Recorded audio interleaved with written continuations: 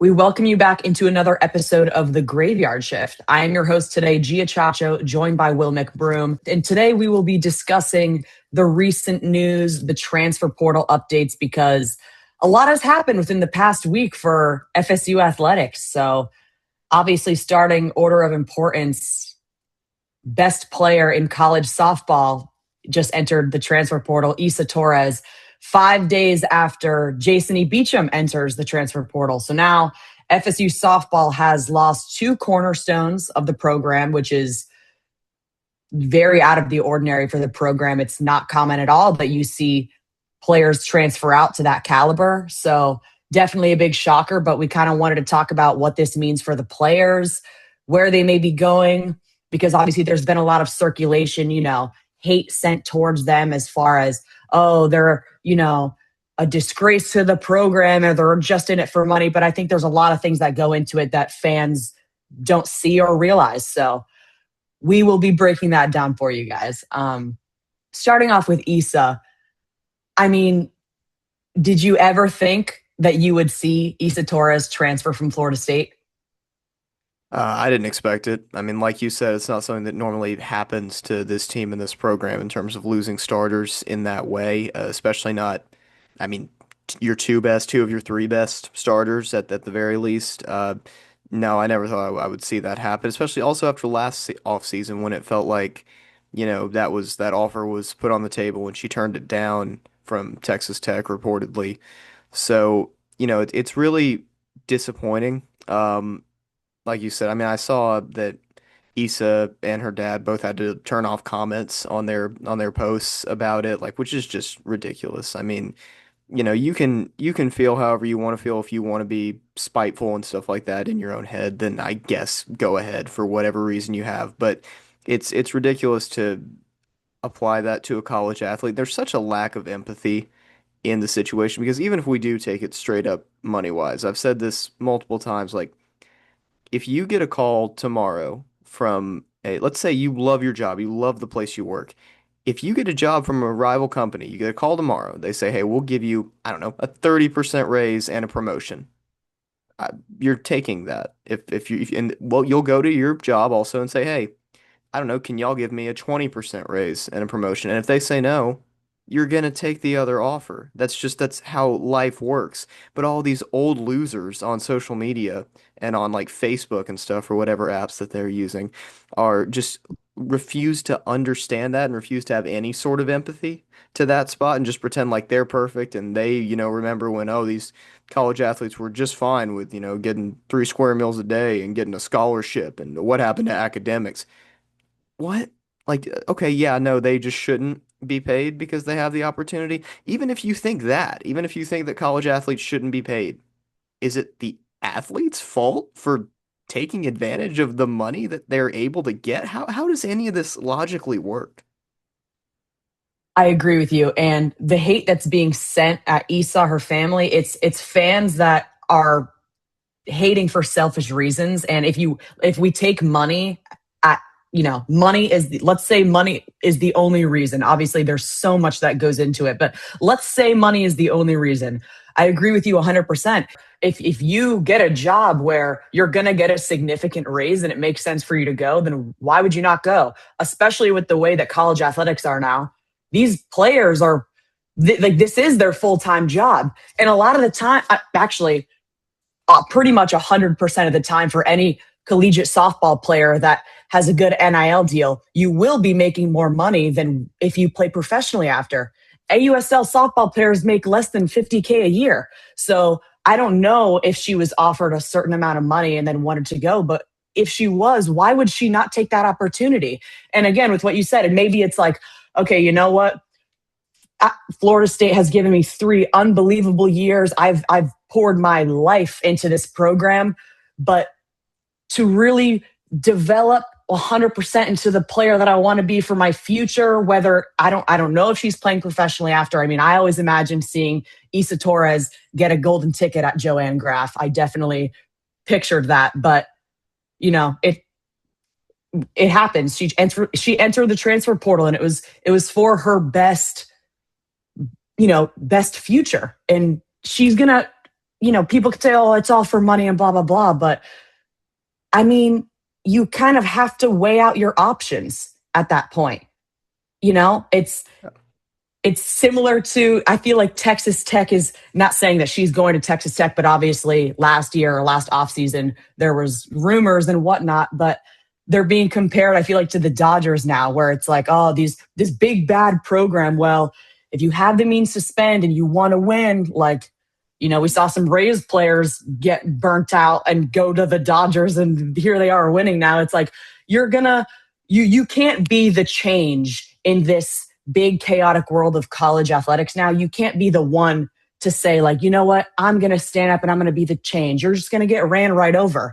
And realistically, it probably would be nice, and it probably would have gained a lot of traction if she would have turned down these offers and that would have came out and she would have stayed and said, you know what, no, I'm gonna stay at Florida State. I'm gonna make this statement. But you can't expect her to be that huge. Like, you can't expect her to do that. She's got to put herself first. And I feel like me saying that, I mean, obviously I'm a little biased. She's my neighbor, but I've been the one to say, oh, you're doing this for money and blah, blah, blah. But I mean, she is the best player in the country right now. She literally player of the year. If she's not getting what she deserves, then she's got to seek it elsewhere. Yeah, It's just how it is, unfortunately. And it really pivots the future of FSU softball. I think the program is not going to do a 180, but it's going to pivot a lot just from her, being a player of her caliber entering the portal. But you have to do what you have to do. And last year we saw no transfers in and out of FSU softball. I know there was none coming in, but I believe none left. Right? correct. Yeah. Yeah, and that was a miracle for FSU fans to see. But you know what? The luck ran out. You just can't keep doing that. Yeah. Yeah, and I heard the notion even I'm curious now actually what you think about this if you agree with me that you have to change the standard also legacy wise because I heard Corey Clark talk about it and almost snarkily note on like the idea that Isa Torres could be the best FSU softball player ever and then was like, well, this person did it for 4 years, so what which I don't really feel like you can apply that standard anymore to the way you perceive that. But I think, I mean, she will still go down as one of the best Oh softball players to yeah. ever play at Florida State, and that the fact that people don't even give you that 3 years is just out the window because you didn't Oh stay for a no. fourth. It's just crazy that some people No. perceive it that way, and No, I agree. I agree with what you were saying. Like, the 3 years you're not taking away. If there was, let's say, another Isa Torres who played 4 years, I would probably think that the 4 year player is better, but there's not. Isa Torres did more in 3 years than I can think of another player who had 4 years at Florida State. I mean, she is by far, off the top of my head, the best Florida State softball player that I know. yeah, and I've just got, I guess, a list of people that I just need to call out here. But there was also this article I read, I think it was Kelvin Hunt, if I'm not mistaken, at Chop Chat, who was trying to almost apply like the Ewing theory to Issa Torres and Jason E. Beecham leaving, which, first of all, I just doesn't work for softball. That's a purely basketball thing for the Yeah. most part, unless there's like uh, internal problems would be the only time The that way could the work. sports are laid out is not, you can't compare them, but Yeah, go ahead. not Yeah. at all. And so that was another thing that I read that and I was like, huh, I appreciate the unique perspective, but it's really stupid also. It's the team is not going to get anything but worse from that. You can still hope. I mean, if you look at it conference wide scale, like it could be different, but that was just part of the media almost feeding it. I never thought TJ Pittenger would be the voice of reason that I agree with everything on Twitter on this issue, but that's been what's ended up happening. So shout out to him, I guess. And shout out Mike the Bike too. That guy's an ass clown. He can I report here that he's just a complete creep to nobody's surprise? Can I just throw that out there and make that some exclusive investigative journalism because that guy's a absolute weirdo.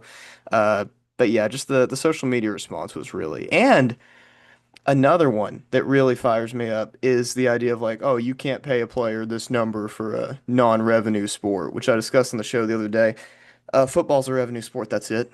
So I don't know what we're saying. Men's basketball, I don't even know that it is at Florida State. It is at like Duke, certainly, but men's basketball isn't even generally anything more than paying for itself. So by that standard, I guess we just don't fund any sports. So I guess enjoy it when baseball and basketball aren't getting funding either, which nothing is at Florida State. So maybe they are enjoying that. I don't know. 100%. And we will touch on the funding so much because, I mean, like we mentioned before with Isa, let's take it for money only. And let's say it was no other option because I mean, that had to be the hardest decision of this girl's life. I mean, she knew the backlash she was going to get. She knew what she had to do, but taking it as a money scale only, you're right. She probably was like, all right, I'm getting these offers. I recognize the ability. College doesn't do war, but she probably had an 8 million war. Like she's like, I know the value that I bring to these programs. Am I really receive? How much do I balance? Sticking with a good program and being that good mentality player, and then really getting what I deserve. So she wasn't receiving probably by any means what she should have been receiving, and that obviously stems from funding. When you go, over your cap for the first time in forever and put in a new stadium and seats and kick out the boosters, and you're not doing any for the football team, who obviously football, like you said, it's the only revenue team, but even then it's like you're everyone has been making fun of FSU football, and the sport that is supposed to bring you the most has been completely tanking, and now the other sports that people look forward to are also tanking, and FSU athletics are on a steep slope down now because these players, they FSU has not kept up with the ever changing nature of college athletics and paying players what they need and what they deserve. And I mean, you look at, like, everyone's is given like the 20 million cap of paying players and whatever. Like, we don't have any. They just disregard it though. No player is being paid anywhere near with. And not saying we have we have an Isa Torres. We had the best player in the country. But you have programs like Texas Tech that you're trying to compete with, where similar to the Dodgers, they're like, yep, we have it. We're going to use within our means to just select the best players out of the country, because why not? If Why there's aren't no you doing rules, that? why not? Yeah. Yeah, exactly. If you can, why not? And they're kind of doing that right now. And I think that it's just going to turn college athletics, especially college softball, into this big monopoly game where you have like a couple programs that compete with each other every year, and that's about it. And the smaller market schools are just kind of pushed away, similar to MLB. And especially with AUSL trying to grow, I don't know what that's going to do for it. I mean, college softball, it already kind of seemed that, these players, like, their college softball years were their biggest years because college softball was bigger than professional softball. Obviously, you're trying to grow AUSL, the women's professional baseball league too. I in a way, it's going to take away from that. I Yeah, yeah. And Florida State, I mean, harkening to the first point you made there, Florida State's the laughing stock of college sports right now. And it's really unfortunate when you just think about like 2023, where really all of these programs were for that 2023 to 2024 like calendar year. You had football, undefeated until the Orange Bowl. Baseball goes to Omaha. Softball went to Oklahoma City. Everything was going great except men's basketball. Even women's basketball was still great then because they were willing to at least pay their players something. And then they let Tania Latson walk after that and said, "Hey, what if we just didn't get any transfers for you and didn't get you any funding there?" They're not spreading that around at all. And do they have Texas Tech money? No, but you can find money. They had the money to fire Norvell at the end of last year, and they just decided, what if we put this off for another year? They're not spending money on the football roster. They've committed more money to their roster than two of their Power Four opponents next year, and it's Pittsburgh and Boston College, and they're still going to lose to Pittsburgh at least. So, I I don't understand, how you can look at the best athlete, undoubtedly, on your campus and say, we are not going to match what someone else is going to pay for you. Because when you take it as an issue of scale, you're already not using a lot of that money on football. And generally, football is going to cost more than softball is in terms of paying the players. So why are you not doing this? And where is that money going right now if it's not being used here? And I've seen the number that is getting thrown around. It's not true. That she was not asking for $1.5 million either. So anybody who wants to go, oh, I'm not paying $1 million for a softball player. Yeah, neither is wherever she goes. That's not the number that was being requested. So Honestly, I don't know. I don't and I'm not saying that she was asking for anything. It's kind of it I feel like it seems more of like a she wanted us, she was given these opportunities and she held out for so long to stay at Florida State, and then she was given an opportunity that she just couldn't pass up. I mean, I don't know the details, but her level of the caliber, not even just her skill, but her presence on the team for the program, for FSU athletics, period. Losing a player like that was a direct hit to FSU athletics and Michael Alford. It yeah, was. And I guarantee you that she was, given more and more and more opportunities and whatever. And finally she was like, you know what? I can't pass this up. I gotta put myself first to an extent. But yeah, and we're seeing it with FSU baseball too. I mean, obviously you don't have players to that caliber leaving, and we already had questions about needing to hit hard in the transfer portal this offseason. There really hasn't been anyone I'm too shocked about entering the portal besides Hunter Carns. To be honest, I the only reason I'm really confused with him is because I mean he's draft eligible now. Do I think he should stay in college one more year before declaring or entering the? Yes, I do. I do think that he could use one more year in college baseball and still have a high draft chance. But where are you transferring to? You're unless you want to win. I mean, your presence on the team couldn't have possibly given more. Was there something with development?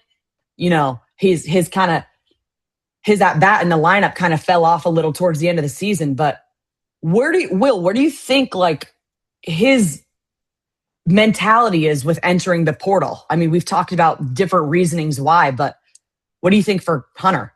yeah, I don't know. I didn't really get that one either. Of course, like we've noted, you don't know behind the scenes what all could go on there. But I think, it's always surprising when a starter who is held in pretty high standing leaves. Like, Gabe Frazier leaving was not something that was shocking. It was kind of expected. Whereas Carnes, it was like, okay, I kind of like all the fans, I don't think had any issue with, Hunter Carnes. He was generally one of the more favorably perceived players. You feel like he was important to the lineup too. I mean, catching Schmale is gone as well, so you're looking for a replacement overall there. So that's why that one caught me more off guard. And I don't know where he would want to go if winning was the issue in that case. Even though we've obviously it was a disappointing end of the year for FSU baseball, but still it doesn't feel like the gap that's appeared now in softball where there are these programs that it just feels like are an echelon above. I don't really feel that way about baseball. And maybe he looks at the SEC and just wants to compete there. Maybe thinks that like professional baseball wise, it would kind of prepare him more to face that sort of gauntlet, which is not unfair when you look at the ACC and there's just not the depth. But, that's really all I could think of in terms of if that's the motivation. Well, I mean, I kind of could understand like, maybe eyeing an SEC school, but even then, I mean, like Georgia Tech, like if we want to talk about conference baseball, like ACC baseball was pretty good. I mean, UNC is the only Yeah. ACC school going to Omaha, but even then, going up to a program and having the mentality of wanting to win. I mean, 23 teams have seen Omaha in the past 3 years. It's college baseball is changing, I think, even more so than college softball. And for him, I mean, he got the playing time. I don't I'm pretty unfamiliar with how money works when like with a player like Hunter Carnes, but I can't imagine that money would have been a huge factor for him just because I'm sure he will get drafted when his time comes. But he was a player that, again, I didn't expect to enter the portal. I expected Gabe Frazier. I expected Chase Williams just Yeah. because they seemed like players that just wanted more time, wanted more playing time. And obviously, Gabe Frazier got his time just because of circumstances. I think Chase But Williams, like that was a case where I feel like you just needed a fresh start. I mean, he's a really talented player. He just couldn't put it together here, and there's a certain point where that can just get in your head, or I think you have to head out. But another thing that does happen a lot is maybe FSU has their eye on a couple of guys catching, and they just kind of told Carnes like, "Hey, you're probably not going to start there. I don't know. I don't have a Yeah, knowledge there's of a like lot that we who's don't know. available, but yeah, I mean that's something that does happen even with decent like that's not going to happen to like John Stutzer, but like even, pretty good role players in your lineup that can happen with quite a bit where they are just like, hey, to be honest with you, like you're a really talented guy, you should probably go somewhere else because you're not going to see the same time next year. Which is something that I feel like must have happened with Noah Sheffield, Yeah. because obviously he didn't see the time that I would have thought that he would have seen this past season, but he also didn't really contribute when he was given the time. I saw less of him than I would have expected, both physically and when I would see him. Um, but again, I'm not him, Chase Williams, Noah Sheffield, Chase Williams, and Gabe Frazier just kind of seem like they want to be the player that makes the impact on the team. They kind of seem like they want to be the guy and that they just wanted more time. And I'm not expecting every player to be a team player, but they just kind of seem like they're players that are seeking more value to a team, whether that's not at a Power Four school or maybe just at a less iconic program. Obviously, I mean, Florida State baseball didn't do too much this past season, which I I find tricky with the portal because I don't think that like people, I mean, players see a lot more than we do, but looking at the success and directly relating that to the portal and players leaving is, I don't think the wisest. I mean, that's in the past. The season's over. Now you're looking at who's coming in, who's leaving, what you're replacing. So, I mean, these players obviously have a better idea of who's coming in and, you know, who's, getting drafted. But I think the only person out of this list that is really confusing and, I would have expected him to stay is Hunter Carnes. But I think besides Wes Mendez, I can't imagine too many players who we'd lose to the draft. Braden It's Dowd. going to be Braden Dowd would make sense, but even then, I would imagine him maybe staying one. There's players that I think, and we've talked about this before, where maybe there's a sense of now it's either now or never. With maybe there will be injuries in the future or just someone else. Like there's a sense of if not now, then never. But there's nothing wrong with taking that risk. Like you're taking a risk by choosing to leave college and go play professionally. I don't think there's anything wrong with taking the risk to live out one more years and in the glory days of college baseball with how big it is now, get that year of development, get the pressure that it puts on you, because minor league baseball, I mean, the level of development is professional. It's completely different, 100 times more for you, but it's not, the level of intensity is obviously not as there. There's a level of experience, I think, in college baseball that you just can't get anywhere else. Yeah, no, I agree. I think that I don't know. I'm wondering still if there are more transfers to come. It's, could there be more things like Carnes that kind of catch you off guard in the moment? But uh, also intrigued to see who they bring in, like I said, because it would, maybe it makes it add up if they do bring in like a big time catcher. And it's like, okay, that's kind of why that happened. But there's definitely a lot of areas that could use improvement, and if they don't get it, then you're really going to have to count on the coaching to come through and just, which isn't a crazy strategy considering the issue was inconsistency with the team. So, that just means if you could get everybody to be more consistent, you could put together a really good team with the pieces you have. But I'm definitely intrigued to see the moves they make there. Yeah, and is Miles Bailey going to get drafted? I'm not too sure. I've always made the case where I think he should have he was supposed to be drafted in the fourth round originally or something like that, and then and obviously he got hurt, and everyone was kind of like, well, there goes his chances. But again, there's nothing wrong with staying one more year at Florida State. You're a Tallahassee native, having an awesome third year, and then getting drafted. Like I don't think there's anything wrong with that. You already have gone through injury. You've seen the downsides of it. But in the same breath, Charlie Buckles is enter the Charles portal. Buckles.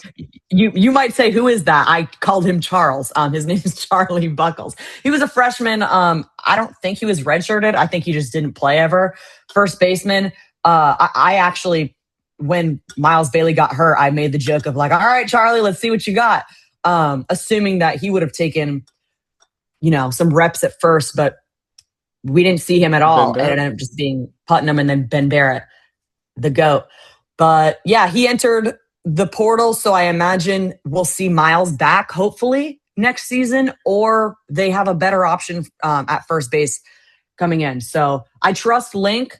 I trust that I trust that they'll at least bring players in that they believe that they can develop into the Lodi's, Harrelson, Williams, Farrow type players. So I'm not ruling out FSU baseball 2027. But I do kind of want to go out of order and jump back to FSU softball just briefly because there was some stuff that we didn't touch on. Obviously, Jason E. Beecham entering the portal. I think that junior class with Ashton Danley, Isa Torres, Jason E. Beecham, Kennedy Harp, Angeli Bueno.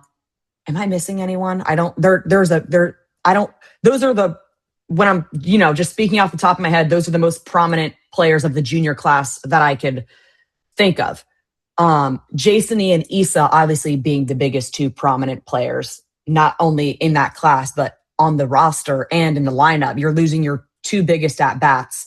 Obviously saw an incredible, incredible freshman class, but the junior class, I don't think there's been shade, but obviously right after, like less than 30 minutes after FSU softball or Spear Nation, and you saw all the statements being released about Isa entering the portal, Ashton Danley posts on Instagram, "I'm ready for year 4" in her garnet uniform. So is it shady? No. Is it maybe her just saying, "I'm here to stay. No one else, no one worry." Like if there's going to be some consistency here, obviously I with think that's what JC it and Isa. was. Yeah. And then FSU softball kind of attached to that too. And then I listened to Jasony. She has a podcast. It's awesome. She talks about just, mentality, her relationship with God and everything.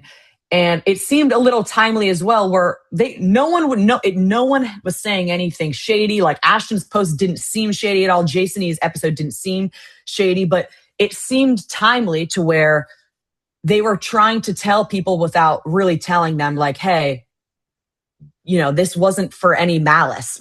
Like this wasn't any reason She's besides Tallahassee putting native. Like, ourselves first. yeah, Yeah, it's like these we've seen and talked about how mature these girls are and how just strong women they are, and they have to put themselves first to an extent. It's not a reflection of it, or it is a direct reflection of the ever changing, world of college athletics and college softball, but they have to put themselves first. And it kind of just seemed like they were all, even Issa's statement, it's like thanking everyone. And it's very clear that they're grateful for the program and not, it wasn't shady reasonings for them transferring. They just had to put themselves first. And I feel so bad for Lonnie. I can't imagine what she's thinking. I mean, the relationship she has with these girls, I can't imagine her being like disappointed or angry or that there was any weirdness there. I'm sure she understands that they got to do what they got to do. But, as a long term coach, especially and long term coach for FSU softball, she's seen it firsthand, just the change and how it's changed so quickly.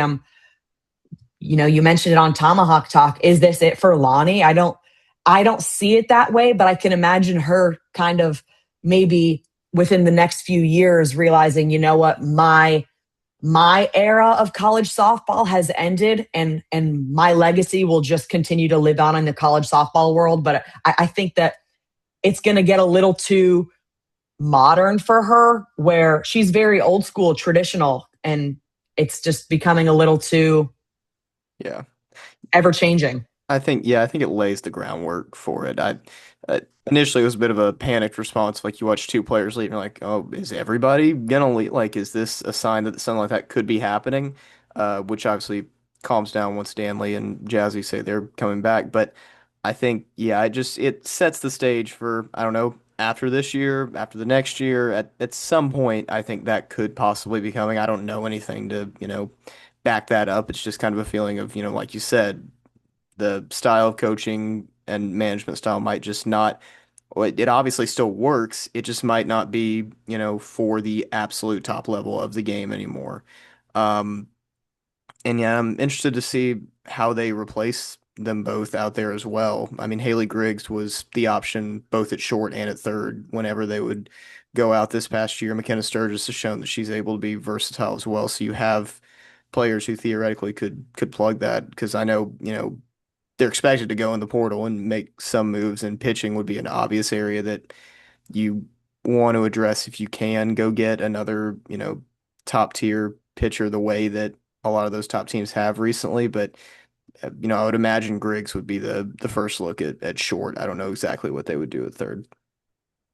I think even if without knowing anything from the transfer portal, looking at the incoming freshmen and what they have now, I think that even if you take this team for who they have right now, they could figure out, Yeah. of the left side of the infield. I mean, they were so versatile, and they just I'm this isn't I don't feel less confidence in FSU softball. I think I'm excited. I really am excited to see where Isa and Jason go. I think that they have so much ahead of them, and they did what they needed to do, and they deserve any lump sum of money that comes their way. Truly, they do. They're fantastic, and yeah, I'm excited to see what they do. And I'm not losing confidence for FSU baseball either. I lost confidence in them this year for a multitude of reasons, but more so just because it's not like the MLB where it's much more common for players to just like transfer mid-season and go through all these trades, and it's like you have your roster and you're working with what you have for the season. So I had my complications with them this past season, and concerns and lack of confidence, but just looking forward, I'm excited. So you have two unbelievable, legendary coaches that I trust fully, and that I think the FSU fan base should trust fully. I think it's Anything just else you want to talk unfortunate about? they're not getting the backing that they should get. Yeah, but I mean, blame has to fall somewhere, and we've said that a lot too. I've defended coaches forever, but I agree with you. They're not getting the backing at all. But I think a lot of the fan bases, or what we see on Twitter, at least, it's very like quick responses, quick reactions to just be angry and post out a tweet, and it's not a direct reflection of what people think, because you could sit down for over an hour and talk about it like we've done here. But yeah, thank you for listening to another episode of The Graveyard Shift. I'm your host, Gia Ciaccio, joined by Will McBroom. Listen to Tomahawk Talk every Monday and posted wherever you get your podcast.